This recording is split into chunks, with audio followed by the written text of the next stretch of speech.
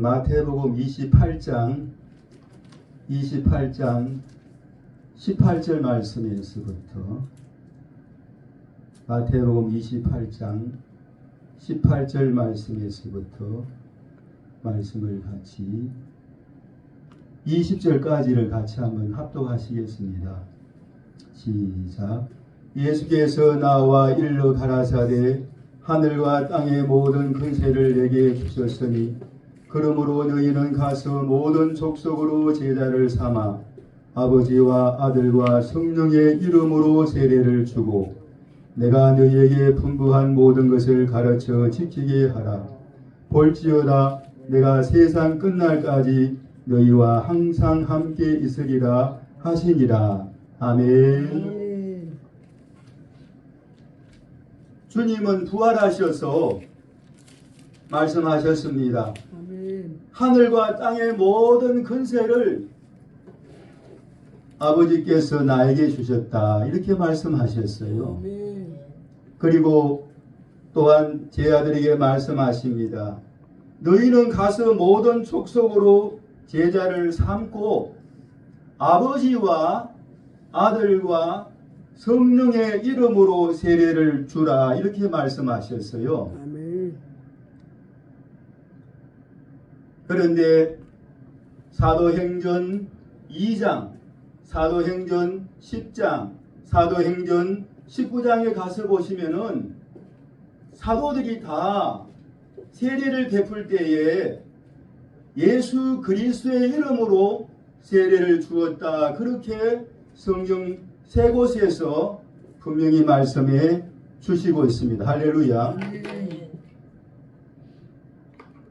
우리 세 곳이 있지만은 한 곳만 우리 찾아볼까요? 사도행전 2장 38절의 말씀입니다. 사도행전 2장 38절의 말씀 한 곳만 찾아보시죠.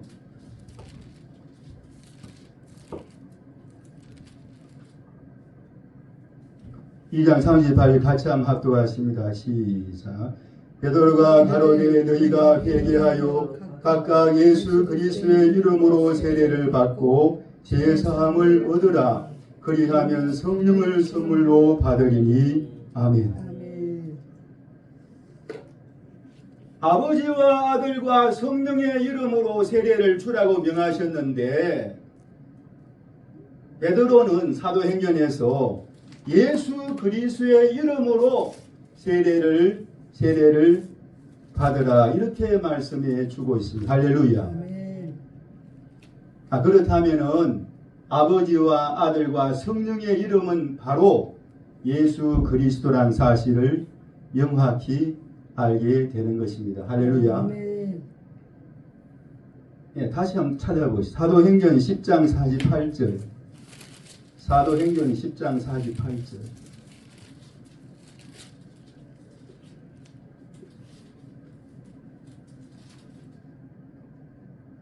사도행전 10장 48절 말씀 합독하십니다. 시작. 명하여 예수 그리스도의 이름으로 세례를 주라 하니라. 저희가 베드로에게 수일 더 유하기를 청하니라. 아멘. 여기도 동일하게 세례를 줄 때에 예수 그리스도의 이름으로 세례를 주라 하니라. 아멘. 19장 5절 말씀을 한 번 더 찾아보십니다. 19장 5절 말씀. 사도행전 19장 5절 말씀. 같이 합독하십니다. 시작. 저희가 듣고 주 예수의 이름으로 세례를 받으니. 아멘.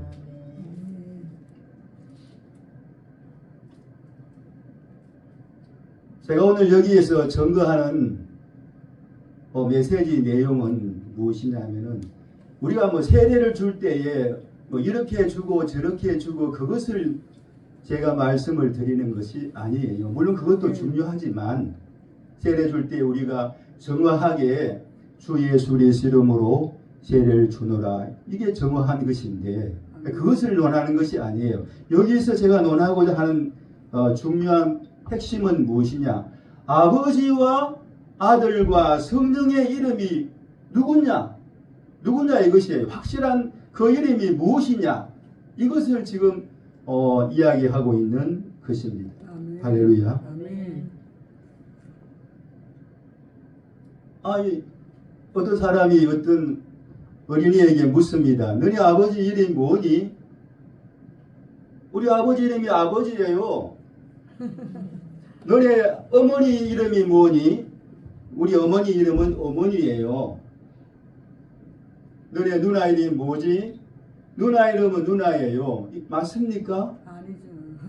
아버지 이름이 뭐냐 물을 때 아버지 이름이 홍길동이에요.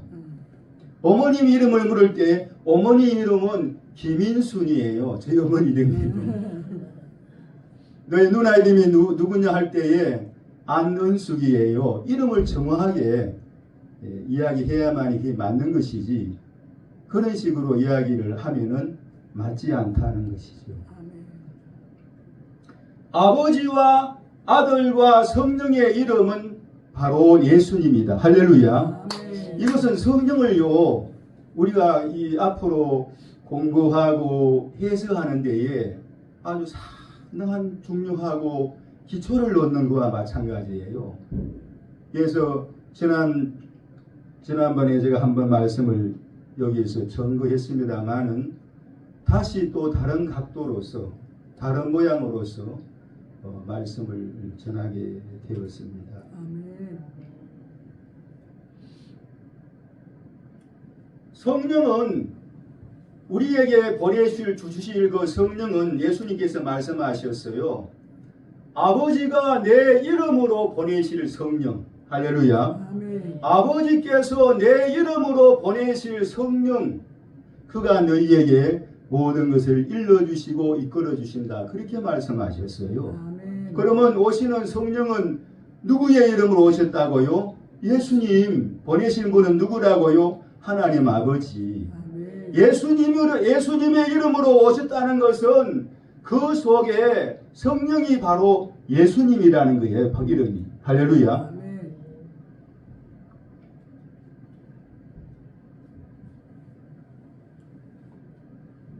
땅에서 증거하는 이가 셋이니 요한일서 5장 6, 7, 8절이지요.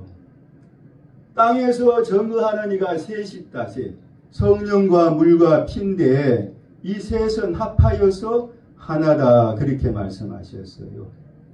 예수님은 이 땅에 오실 때에 물로 임하셨다. 물로 임하셨다는 것은 말씀으로 성령으로 오셨다는 것을 의미하잖아요. 물로 임하셨다. 물로만 아니다. 피로도 오셨다. 그렇게 말씀이 기록되어 있습니다. 물로만 오신 분이 아니요 물과 피로 임하신 분이니 할렐루야. 땅에서 증거하는 이가 셋이니 성령과 물과 피다. 이 셋은 합하여서 하나이다. 일체이다. 일체. 서로 모양이 서로 다르지만은 어떻게 성령과 피가 같아요? 다르지요. 성령과 피가 다릅니다. 다른 모양이에요. 그러나 그것은 서로 한 몸이요. 모양만 서로 다를 뿐이다. 할렐루야. 아멘.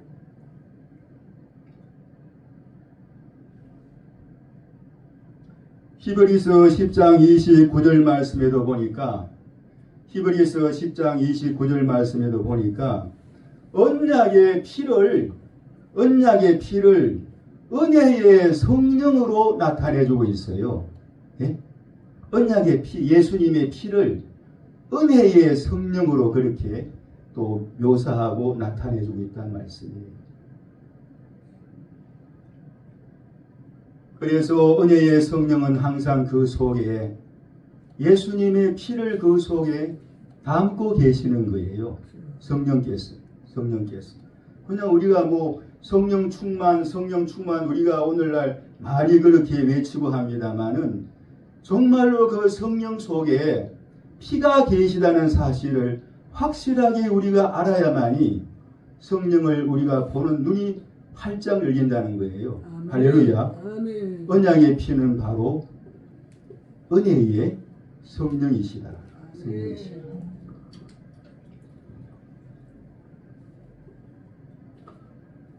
또 한 말씀을 다시 보시지요. 요한복음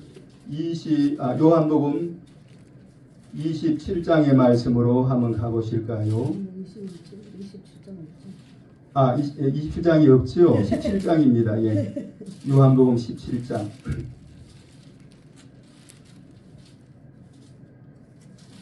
요한복음 17장 6절 말씀. 요한복음 17장 6절 말씀 한번 같이 한번 합독하시겠습니다. 시작.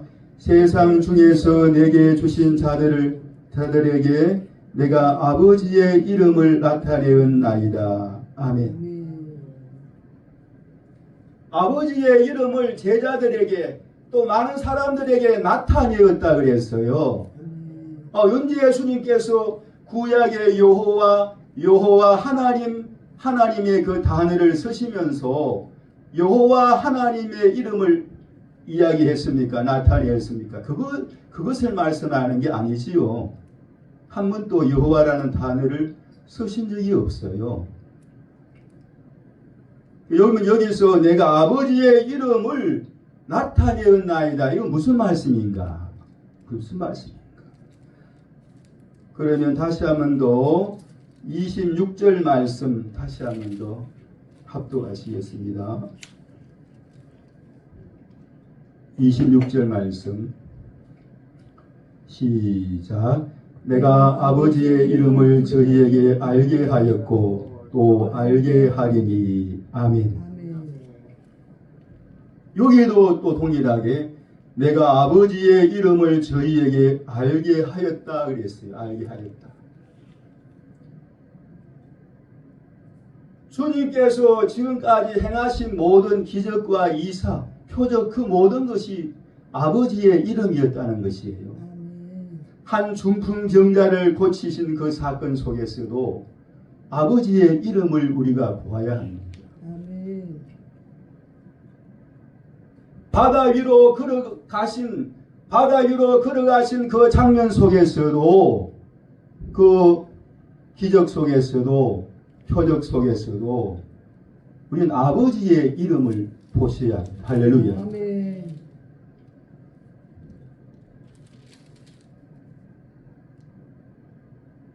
알게 하였고 또 알게 하리니.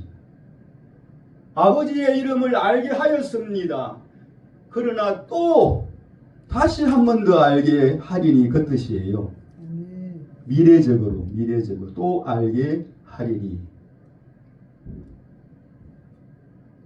주님은 바로 이 17장 말씀에서 이렇게 말씀을 하시고 18장에 넘어가서는 예수님께서 바로 잡히시지요. 세포당하시고 잡히시고 19장에 가서는 또 십자가를 지시고, 그러니까 주님께서는 바로 십자가를 지시기 바로 전에 이 말씀을 하셨는데 아버지의 이름을 또 알게 하리니 그 아버지의 이름이 무엇이냐 말이야. 앞으로 알리고 싶은 그 아버지의 이름이 무엇냐 말씀이에요. 바로 그것은 십자가를 나타낸다. 할렐루야. 예수님의 십자가는 아버지의 이름이에요. 예수님께서 나타내셨던 그 모든 사건, 기적, 이사, 표적은 다 아버지의 이름이에요. 그러므로 요나의 표적을 나타낸 것이에요. 요나의 표적밖에는 너희에게 보여줄 것이 없다. 마태복음 12장 말씀이었어요. 요나의 표적밖에는 너희에게 보여줄 것이 없다 말씀하셨어요.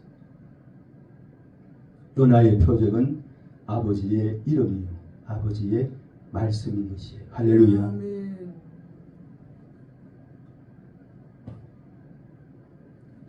요나의 표적은요, 십자가예요. 십자가. 요나가 큰 물고기 뱃속에서 3일 있었던 것과 마찬가지로 인자도 땅속에서 3일간 있겠다고 말씀하셨어요. 그럼 3일간 있다는 것은 3일간 무덤 속에 있다는 것은 뭐예요? 완전한 주님의 죽으심. 3일이라는 숫자는 완전수를 의미해요. 사람들 보기에 완전하게 죽은 주님을 우리가 볼 수가 있었어요.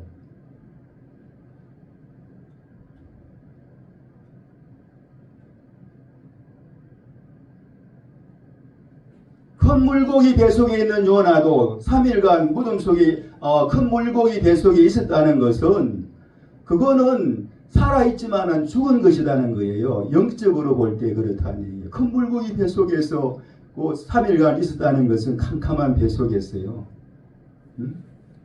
요나가 하나님의 은혜로 살아있었지만은 죽은 것이라는 것을 나타내고 주고 있는 것이에요. 할렐루야. 그것을 보여주겠다. 그거 하나 보여주겠다. 십자가의 표적이에요. 할렐루야. 저는 과거에 요나의 표적이 십자가와 부활의 표적 그렇게 저는 알고 있었거든요. 맞습니다. 맞는 말씀이지요. 그러나 성경을 공부하면서 그렇구나. 요나의 표적이라는 것은 십자가의 표적이 하나이구나. 할렐루야. 이 속에 부활도 들어간다. 부활이 들어가는 거예요. 십자가의 표적 속에 십자가에서 부활이 나왔습니다. 할렐루야.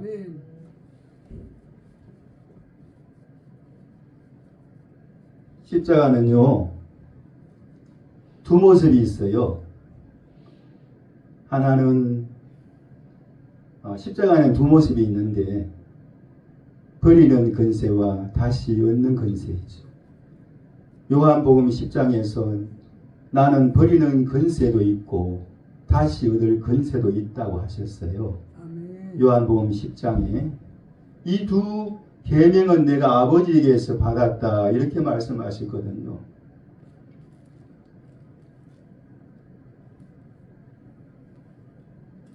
화려해 보이는 그 부활,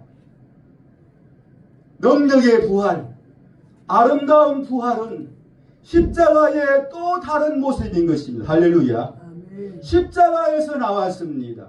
십자가의 그 다른 모습으로 또 보여주신 것이에요. 벌떡 일어나는 그 중풍병자에게 소자야 내 죄사함을 받았느니라 주님 말씀하셨어요. 사람들이 웅성하면서 사람이 어떻게 죄를 사할 수가 있는가? 그러나 인자가 세상에서 죄를 사하는 권세가 있는 것을 너희로 알게 하려 한다고 말씀하셨어요. 중풍병자가 일어나는 그 속에는 바로 십자가의 권세, 죄를 사하는 권세, 피의 권세가 그 속에 있다라는 것을 암시하고 가르쳐주고 있는 것입니다. 할렐루야. 동일하지요. 부활이라는 그 속에는 부활이 혼자 있는 게 아니고 반드시 십자가와 함께 계시는데 십자가의 다른 모양이 바로 부활이다. 부활은 십자가에서 나왔다는. 할렐루야. 아멘. 그래서 요나의 표적이 가장 큰 표적이에요. 보이지 않고 사람들이 무시하고 침뱉고 참 버려지는 그 표적이 가장 큰 표적이고 아버지다. 아버지의 이름이다. 아버지의 이름.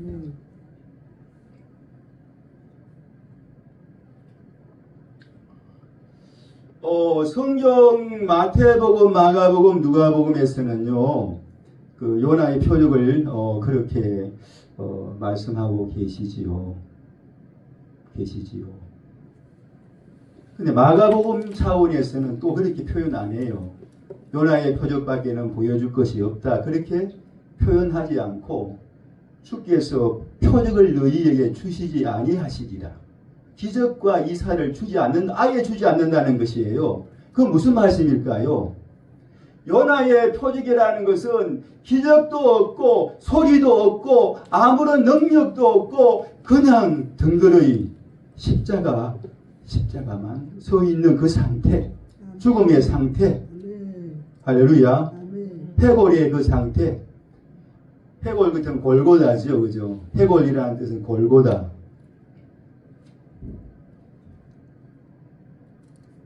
해골이라는 것이 뭘까요? 우리 주님께서는 해골이라는 곳에서 십자가를 지시고 죽으셨는데 골고다 그죠? 골고다의 보혈로 날 씻어 주소서. 해골이라는 곳에서 주님 죽으셨어요. 아멘. 십자가는 해골이라는 의미가 있어요. 해골, 죽음, 죽음. 뼈, 오래된 뼈, 죽음, 해골.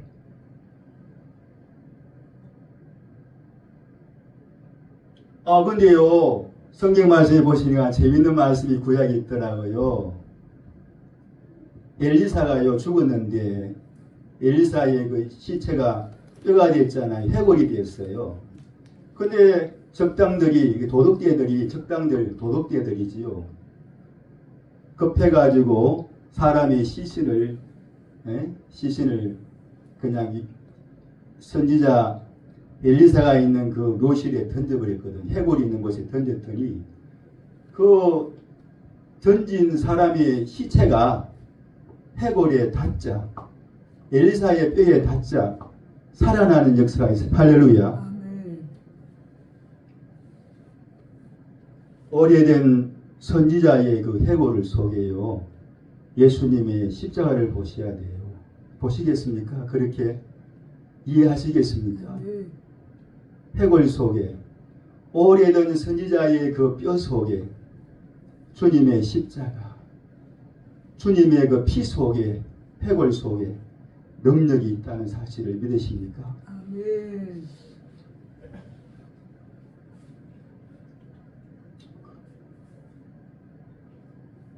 아담과 하와를 창조하실 때에 하나님께서는 아담의 갈비뼈를 통해서 신부인 여자를 만드셨어요. 할렐루야. 아멘. 뼈, 갈비뼈를 하나 이렇게 떼면은 그 갈비뼈에는 뼈만 있습니까? 피도 묻어 있죠. 그죠? 하나님이 살로 대신 그 상처난 부분을 채우시고 그 뼈로서 여자를 만드셨는데, 그것은 앞으로 신부될 우리가, 아담은 오실자의 표상이라 그랬어요. 오실자의 표상. 아담과 하와 속에서 또 거기서 주님과 우리의 관계, 신랑과 신부의 관계를 또 거기에서도 나타내주고 있는 거예요. 우리는 주님의 뼈로, 주님의 말씀의 뼈로 우리는 재창조될 겁니다. 할렐루야. 아멘. 이 사람의 육체로요, 우리가 거듭나는 게 아니에요. 이 육체는 다 썩어서 흙으로 돌아가고 흙으로 돌아가는 것이지요.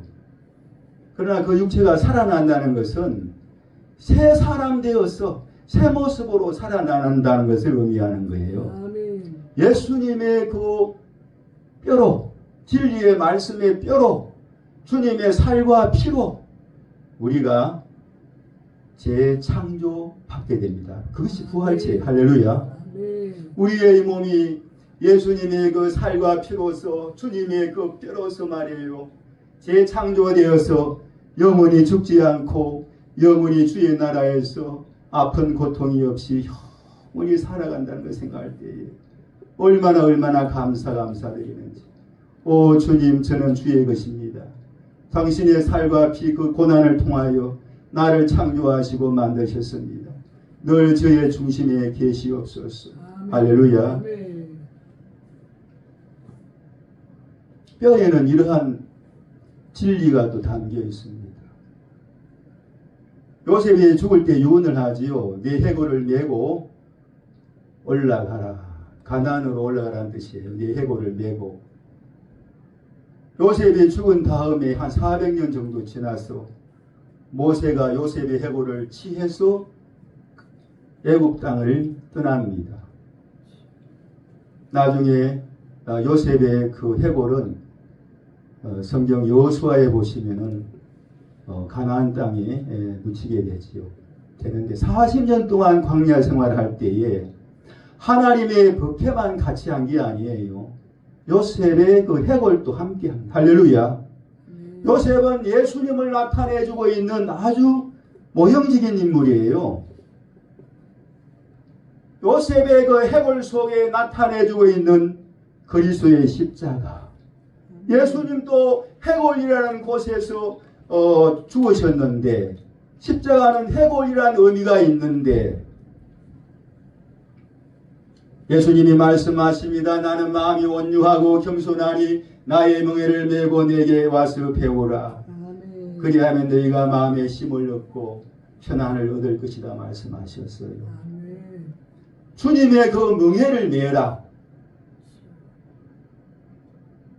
요셉은 내 해골을 메어라. 아멘. 그리고 메고 가나안으로 가라 이렇게 말씀하시. 할렐루야. 아멘. 동일한 말씀. 아멘. 우리가 주님의 그 십자가를 메는 것이나 구약의 유언을 할 때에 내 해골을 메고 올라가라는 그 말씀이나 우리 영적으로 볼 때에는 깊은 하나님의 뜻이 거기에 담겨 있습니다. 할렐루야. 아멘. 어떻게 예수님의 피와 말씀을 해골로도 나타냈는지 참 신기해요. 삼손이요, 그냥 수많은 대군하고 싸웁니다. 그죠? 당나귀 턱뼈, 턱뼈. 당나귀 턱뼈가 뭐 어떻게 생겼는지 확실한 건 모르지만 아마 뭐 이렇게 생겼을까 저렇게 생겼을까. 죽은 턱뼈. 그걸 가지고 수많은 적군들을, 하나님의 원수된 백성들을 쳤어 죽이고 산더미같이 사았다 했어요. 산더미같이. 그리고 너무 지쳐서 턱뼈를 던졌어요.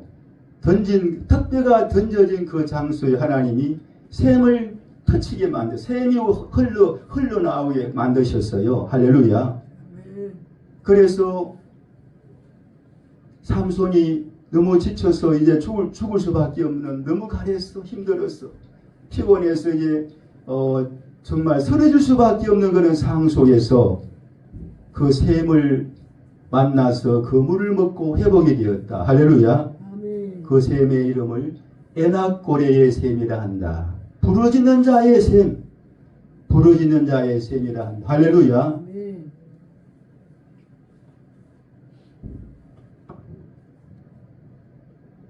우리 주님은 십자가상에서 부러지셨습니다. 아멘. 큰 소리로 부러졌습니다. 우리 주님은 예수님의 옆구리에서 피와 물이 나오더라 했습니다. 예수님의 그 옆구리에서 피와 물이 나오더라. 할렐루야. 아멘. 바로 피와 물은 그 죽음에서 계실 수가 없는 거예요.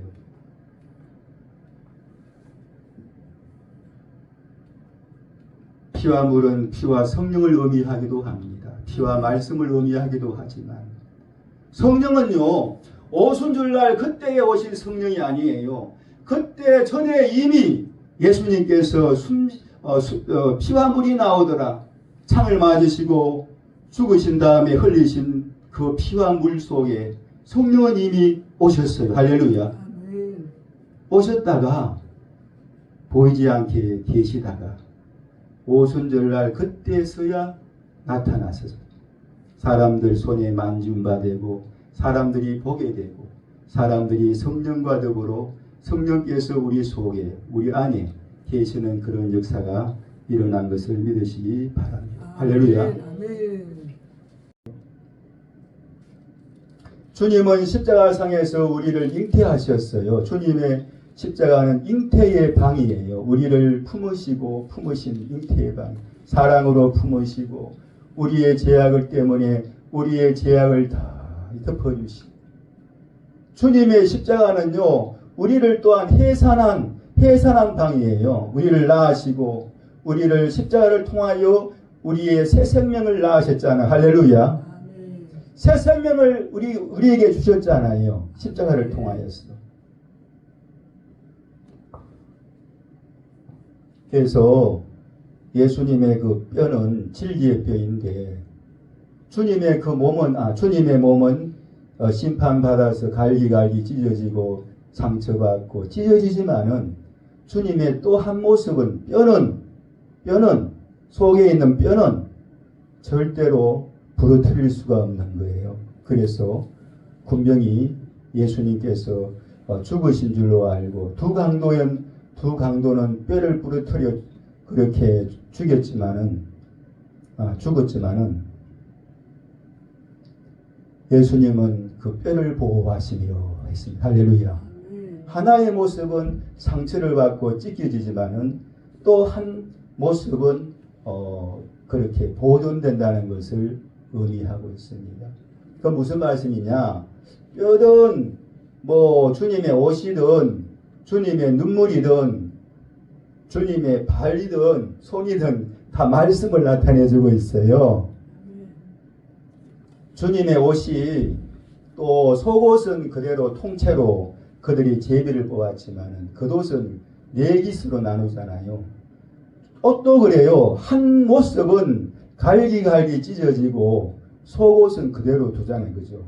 한 모습은 찢어지는 것이고 한 모습은 그대로 두는 어떤 부활의 모습을 그렇게 나타내주고 있는데 할렐루야. 한 모습은 고난의 모습이요 한 모습은 회복의 모습을 나타내주고 있다는 것입니다. 할렐루야. 아멘. 6월절 어린 양은요 뼈를 꺾지 말고 먹으라 그랬어요. 어떻게 보면은 성경 신약 요한복음과 출애굽기 12장의 말씀이 그렇게 다 뜻이 맞는지 수백 년 수천 년을 지난 지금인데요 어떻게 그것이 서로의 수천 년 수백 년이 지난 그렇게 강력이 벌어지는데도 뜻이 그렇게 일맥상통할까요? 뼈를 꺾지 말고 먹어라. 구워서 먹는데 양고기를 구워서 먹는데 뼈를 꺾지 말고 먹는다. 6월절 예수님을 나타내고 있잖아요. 그 양고기 먹는 것도 주님을 나타내고 무교병을 먹고 쓴나물 아울러 먹어라. 무교병은 성경에 보시면은 고난의 떡이라 그랬거든요. 고난의 떡을 먹고 쓴나물 아울러 먹어라. 예? 죽음의 쓴잔. 쓰다는 것은 고통을 의미하고 있잖아요. 예수님의 피를 나타내고 있는 거예요. 예수님의 피와 살을 너희가 먹어라. 할렐루야. 아멘. 늘 우리는 6월절 신앙이 되어야 합니다. 되어야 합니다. 제가 사실은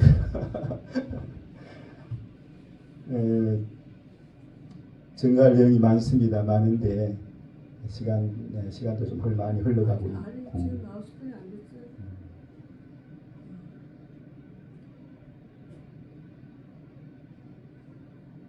말씀의 두 모습에 관해서 다시 한번 더 말씀을 드리면은 예수님께서는 누가 표현했고 게네사렛 호수라고 이렇게 나와 있어요. 갈릴리 바다, 디베랴 바다, 게네사렛인가요? 그 호수 같은 동일한 바다예요. 같은 바다를 그렇게 세 가지 그렇게 이름으로 나타내주고 있어요. 거기에는 153마리의 큰 고기를 잡았지만은 그물이 찢어지지 아니하였더라 그랬어요. 할렐루야. 아멘. 한 모습은 십자가를 나타내고요. 한 모습은 부활을 나타내고 있어요. 부활. 아멘.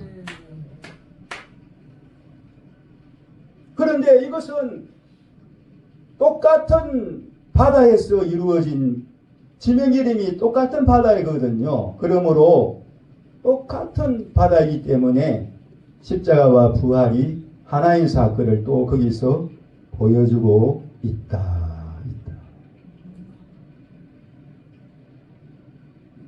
제가 이 무슨 말씀 하려고 이 서두를 이렇게 꺼냈냐면은 마태복음 4장인가에 보시면은 예수님께서 제자들을 부르시는데 베드로를 부를 때에는 그물을 기울 때에 그물을 던질 때에 베드로를 부르셨고 예수님께서 요한을 부르실 때는 그물을 기울 때에 부르셨어요. 할렐루야.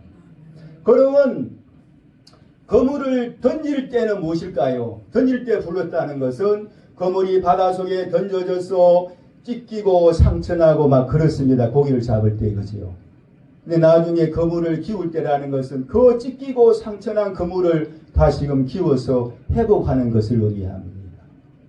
그래서 베드로와 요한은 예수님의 두 말씀, 또 십자가와 부활을 대표해 주고 있는 대표성이 있어요. 예수님께서 둘씩 그렇게 전도하러 보내시잖아요. 그 속에서도 주님의 두 말씀, 십자가와 부활의 두 계명의 말씀을 또 잘 나타내 주고 있다. 할렐루야.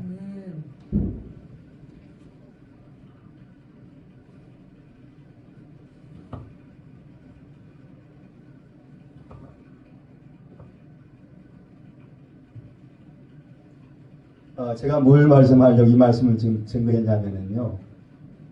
부활하신 주님을 보려고 요한복음에 보면은 베드로와 요한이 다름박질하면서 서로 막 그렇게 경쟁하는 모습이 있어요.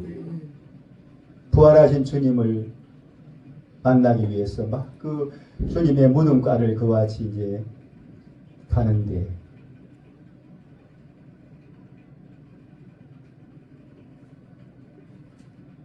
처음에는 베드로가 먼저 이렇게 나왔습니다. 근데 나중에 요한이 베드로보다 먼저 앞섰어요. 먼저 앞서가지고 막 가는데 아니 요한이 예수님의 무덤가에 무덤 속으로 들어가지 않고 이렇게 있습니다. 거기 도착해가지고. 근데 베드로가 늦게 왔지만 나중 온 자가 먼저 된다고 나중 온 베드로가 먼저 예수님 그 무덤 속으로 들어갑니다. 할렐루야. 주님의 그 부활은 바로 베드로가 먼저 들어가기 때문에 베드로는 십자가요 피를 나타낸다 그랬잖아요. 십자가 피. 이 때문에 예수님의 그 부활 속에는 십자가가 그 속에 계신다. 할렐루야. 거기에서도 그것을 잘 나타내주고 있습니다. 할렐루야. 성령을 받으라. 주님께서 숨을 이렇게 하시면서 성령 받으라. 너희가 네 죄든지 누구의 죄든지 사하면 사하여질 것이요 그대로 두면은 그대로 있으리라 말씀하셨죠. 저는 오늘 이 아침에도 제가 이 말씀을 또 묵상을 했었는데요. 이 말씀이 무슨 의미인가? 저는 과거에 이 말씀을 가지고 오랫동안 생각을 했었습니다. 우리가 성령을 받으면은 피조물인 우리가 사람의 죄 가지고 살 수 있단 말인가? 그것을 나타내주고 있는 말씀이 아닌 것 같아요. 너희가 누구의 죄든지 사하면 사하여질 것이고 그대로 두면은 그대로 있겠다 했거든요. 그럼 죄를 사하는 근세인데 사람인 우리가 성령을 우리가 받았다고 해서 그렇게 사할 수 있는가는 것이에요. 우리 사람이라는 것은 자신의 잘못과 죄를 용서는 할 수 있어요. 자신에게. 딴 사람의 죄와 허물을 우리는 용서는 할 수 있지만은 죄는 사할 수 없다고 저는 봐요. 할렐루야. 그럼 이 무슨 말씀인가? 성령 너희가 받을 성령 속에 죄를 사하는 건세고 십자가의 건세, 피의 건세가 그 속에 존재하고 있다. 이것을 말씀해 주고 있는 거예요. 할렐루야. 한 중풍병자에게 내가 죄를 사하는 건세가 그 속에 있는 것을 너희로 알게 하려 한다. 라고 말씀하신 것과 똑같은 말씀인 거예요. 할렐루야.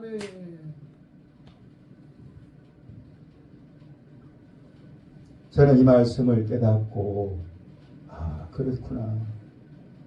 항상 그 성령 속에는 능력과 화려함 속에는 예수님의 피가 그 속에 계시는구나.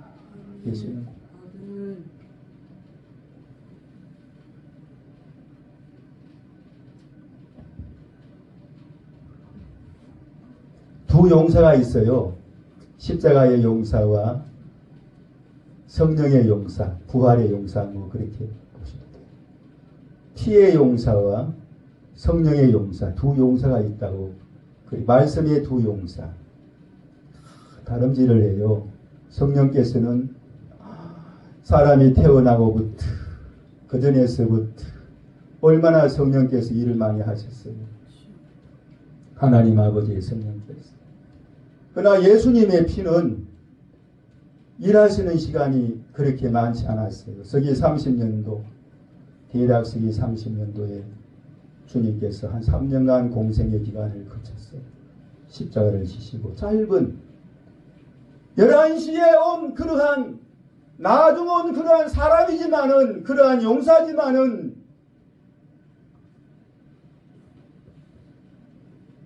먼저 있던 자보다도 나중 온 자가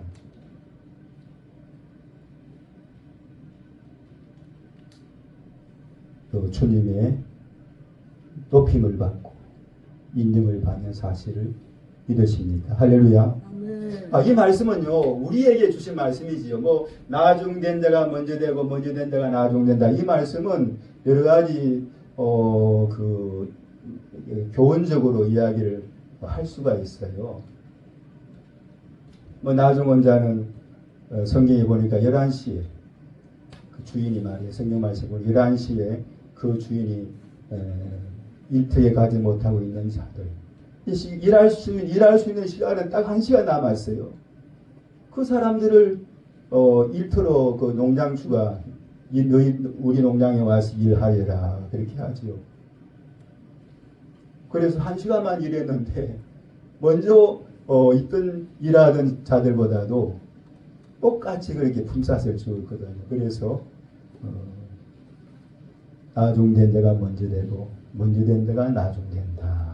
그렇게 이제 그 말씀하셨는데 우리에게 주시는 말씀이지요. 교훈적인 말씀인데 그 속에서도 주님의 그러한 모습을 또 그 속에서도 담고 있다.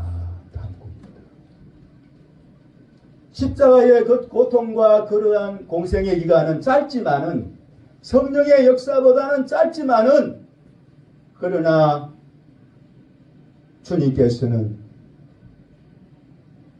먼저 된 자로 세우신 것을 믿으십니까? 할렐루야. 예수님의 피가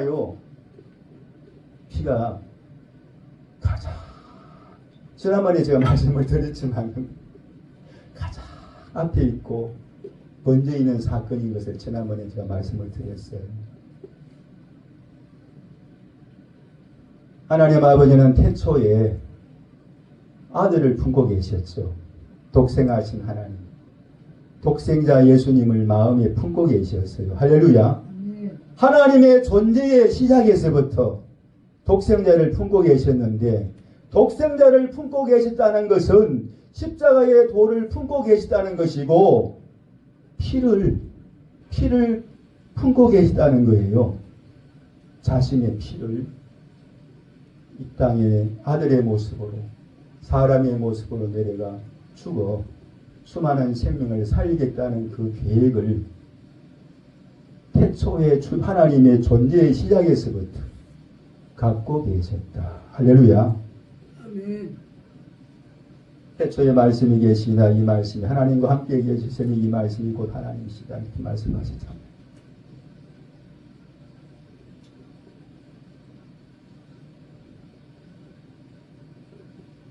그리고 6월절을 성경에 보니까 모든 해의 첫 달로 삼고 달의 시작으로 삼으라. 그렇게 말씀했죠. 6월절 출애굽기 12장에 보니까 6월절은 예수님의 십자가 어린 양 6월절 어린 양 되시는 예수님을 나타내는데 그 6월절을 모든 절기의 제1로 삼으라는 게 첫 번째로 삼으라. 할렐루야. 첫 번째로 삼으라.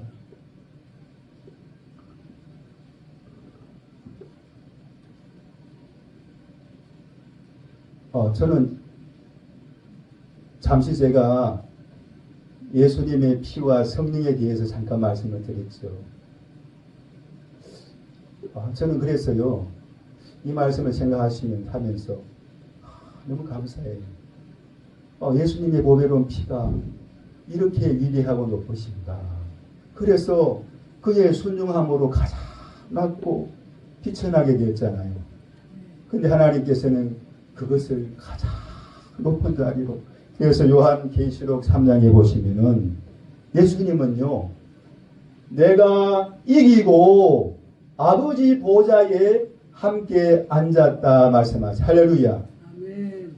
내가 이기고 아버지 보좌에 함께 앉는 그와 마찬가지로 너희도 이기면은, 세상을 이기면 그 뜻이겠죠.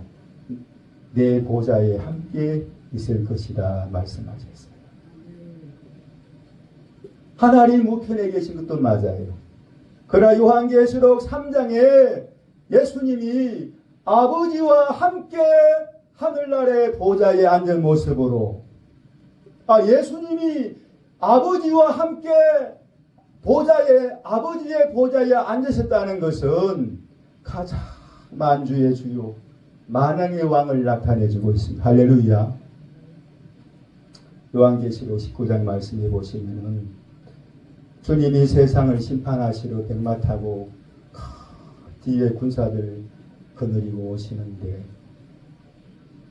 핏 뿌린 옷을 입었다. 핏 뿌린 옷을 입었는데 그 이름은 하나님의 말씀이라 칭하더라. 할렐루야. 그 뒤에 또 말씀이 나오는데, 그 뒤에 말씀이 또 나오는데, 그는 만주의 주요 만왕의 왕이라 하였더라. 할렐루야. 아멘.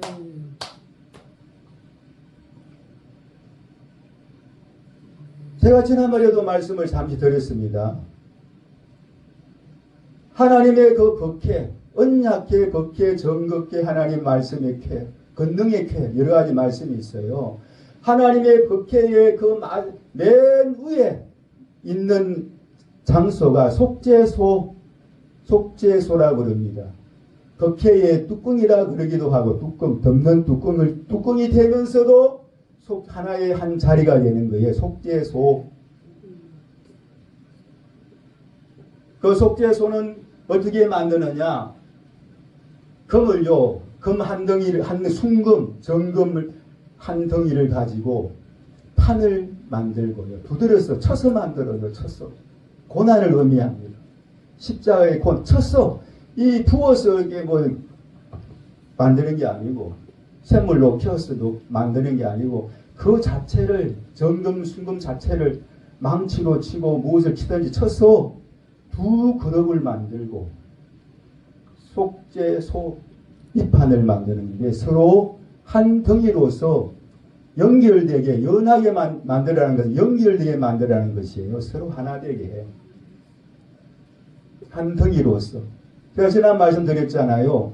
옷 이렇게 만들어서 이렇게 두 그릇을 붙인 게 아니고 한 덩이로서 그렇게 만들었다 그랬죠.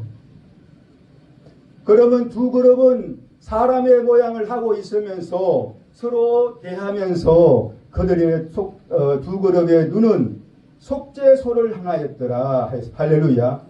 그 속죄소에는 무엇이 있습니까? 대제사장들이 1년에 한 번씩 바로 거기에 들어와서 피를 뿌리는 장소에, 할렐루야. 속죄소 위에, 속죄소 옆 동편에, 속죄소 앞에 피를 뿌린다고 했어요. 그럼 속죄소는 바로 피의 장소. 하나님이 속죄소 있는 그 장소에서 두 그룹의 중앙 사이에서 내가 너와 만나고 그랬어요. 할렐루야. 하나님께서 만나시는 장소. 시언자 그러죠. 은혜를 베푸시는 장소. 할렐루야. 피가 있는 장소를 시언자 그럽니다. 속죄소는 그러므로 피로서 덮여 있다고 볼 수가 있는 거예요. 밑에는 만나와 아론의 상난지팡이와 십계명 두들판이 있습니다. 이 세 개는 바로 위에 있는 두 그룹을 나타내고 있고요. 두 그룹은 하나님의 두 말씀을 나타내고 있습니다. 할렐루야. 하나님의 두 말씀은 또 하나로 압축되는데 예수님의 피라는 거예요. 할렐루야. 두 그룹의 그 두 눈은 속죄소를 보고 있는 거예요. 피를 보고 있는 거예요.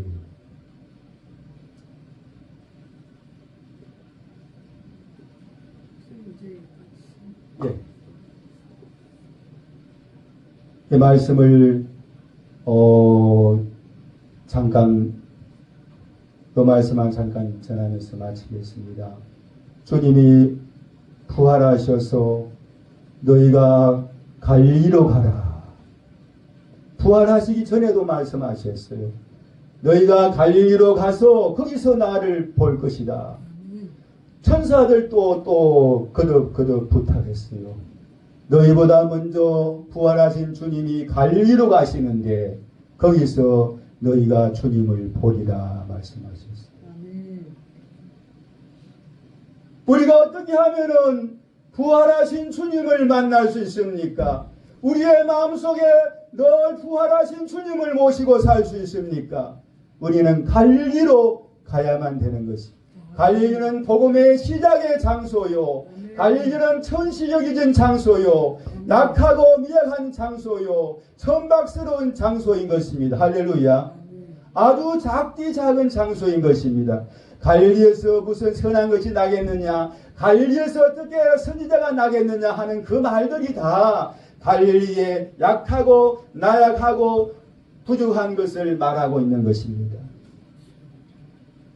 부활하신 주님을 만나시기를 원하십니까? 그것은 가장 작은 곳으로, 시작의 장소로. 갈릴리는 예수님의 첫째 부활과 두 번째 부활이 있던 장소입니다. 할렐루야. 그 장소로 가시면 부활의 주님을 만나게 됩니다. 기도하시겠습니다.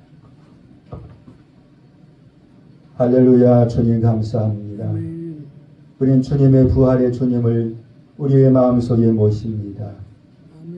너희가 가장 나약하고 가장 적은 자, 가장 적은 그가 가장 높게 될 것이라고 성경에 말씀해 주었습니다. 섬기는 자가 높임을 받는다 말씀하셨습니다.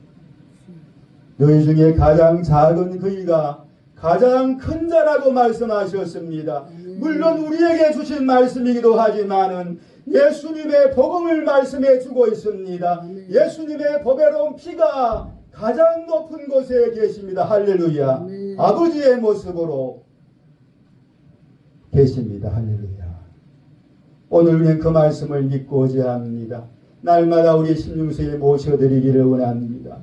심령속에 살아계시고 역사해 주옵소서. 예수님의 보배로운 피를 사랑하고 승리하는 삶이 되게 역사해 주옵소서.